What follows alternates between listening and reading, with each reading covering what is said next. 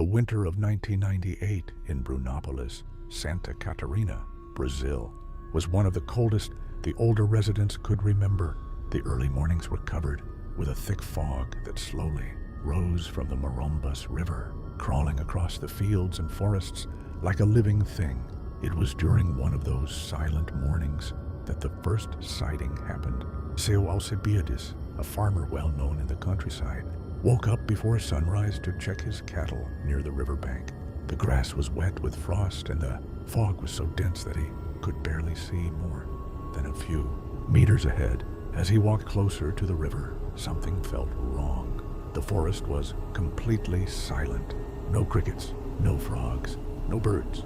It was as if the entire forest had stopped breathing. When he reached the riverbank, he noticed something strange in the water. At first, he thought it was a giant fallen tree lying across the current. Then the tree moved. Slowly, a massive head rose from the dark water. Two glowing eyes stared through the fog like burning coals. The creature's scales were dark and thick, and its body was as wide as the trunk of a young araucaria tree. Seu Alcibiades frozing terror, the creature moved silently through the water, gliding with terrifying power. When part of its body slid onto the muddy bank, he realized something impossible. The snake was enormous, at least 20 meters long, maybe more. Without making a sound, he turned and ran back toward his house, his heart pounding like a hammer in his chest. He never looked back. That same month, strange things began to happen around Brunópolis. First, chickens started disappearing, then dogs. Soon, farmers began reporting that small calves were vanishing during the night. In the muddy areas near the river, people started finding enormous drag marks in the ground, as if something massive had been crawling out of the water. The older residents of the town began whispering about an old legend. They said the creature in the river was not an ordinary snake. It was something ancient, a giant serpent that lived deep inside the Marombas River, appearing only every few decades.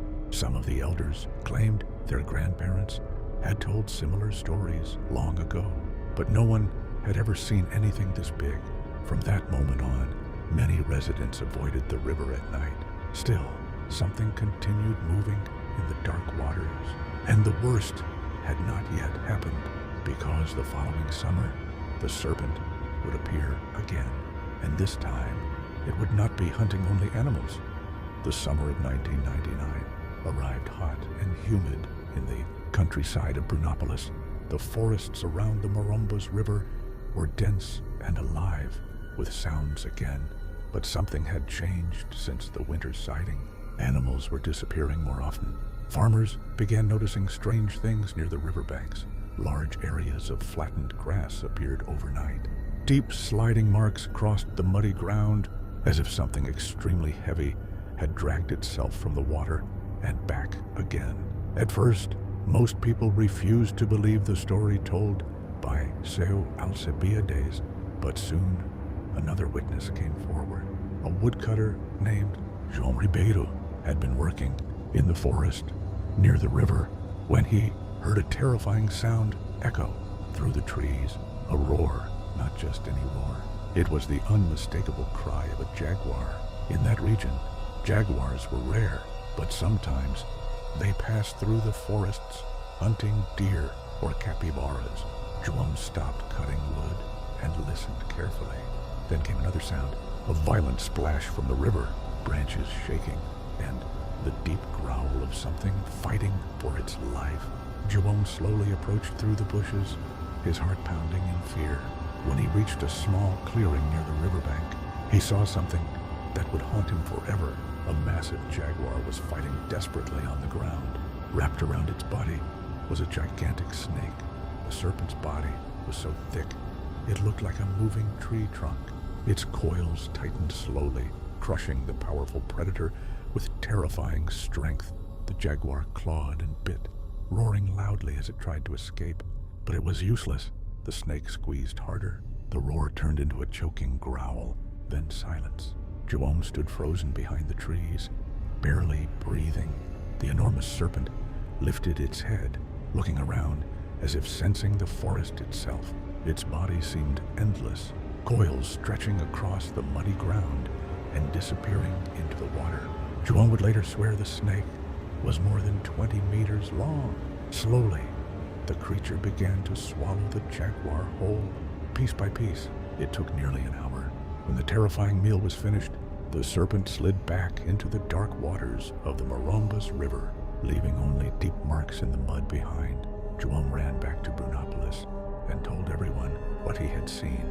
This time, people believed him, because when some farmers went to the place the next day, they found the marks in the ground.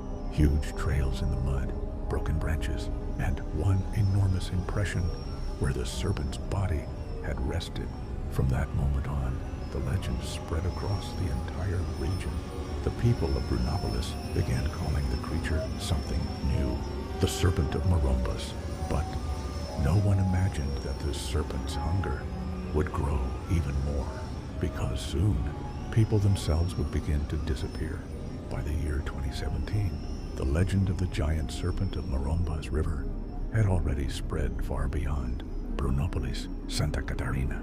For almost 20 years, stories had circulated among farmers, fishermen, and hunters. Animals disappearing, cattle vanishing during the night. 3 people who had gone near the river and were never seen again. No bodies, no traces, only silence. Many people believed the serpent was responsible. Others said it was just an exaggerated rural legend. But one night, something happened that changed everything. A young man from Brunópolis named Lucas Andrade loved exploring the forests and rivers around the region. He often filmed wildlife and posted the videos on the internet. Most of the time he captured simple things: capybaras in the water, birds in the trees, small snakes in the grass. But Lucas had grown up hearing the terrifying stories about the serpent of Morumbas, and he wanted proof. One evening in late autumn, he decided to place a camera near a quiet bend of the river where many animals came to drink water. The place was isolated and surrounded by dense forests. Locals said strange things sometimes happened there. Lucas hid behind some rocks about 30 meters from the water and waited. For hours, nothing happened. The forest slowly grew dark. The sound of insects filled the air. Then suddenly, everything went silent. Lucas immediately remembered what the old farmers always said: when the serpent is near, the forest becomes quiet. A few seconds later, the water of the river began to move, not like normal current. Something was rising from below. Lucas slowly lifted his camera and began recording. The surface of the river exploded with movement. A gigantic head emerged from the dark water. It was real, the serpent. Its eyes reflected the light of the camera like burning amber. Its body was enormous, thick, and powerful, sliding slowly across the water. Lucas felt his hands shaking. The creature moved closer to the riverbank, revealing more and more of its massive body. He could not even see where it ended. Later, when he watched the video, he estimated the serpent had more than 20 meters in length. Suddenly, the creature lifted its head higher, as if it had sensed something. For a moment, its glowing eyes looked directly toward Lucas. The young man froze in terror. Then, the serpent slowly turned and slipped back into the dark waters of the Morumbas River, disappearing without a sound. Lucas ran all the way back to town. The next day, he showed the video to several residents. Many older farmers watched the footage in silence. One of them, an old man named Su Ernesto, finally spoke. Now everyone will believe what we always knew. Lucas's video spread quickly across the region, but even today, no one knows where the serpent hides. Some say it lives in deep caves beneath the river. Others believe it travels through underground tunnels connecting distant rivers.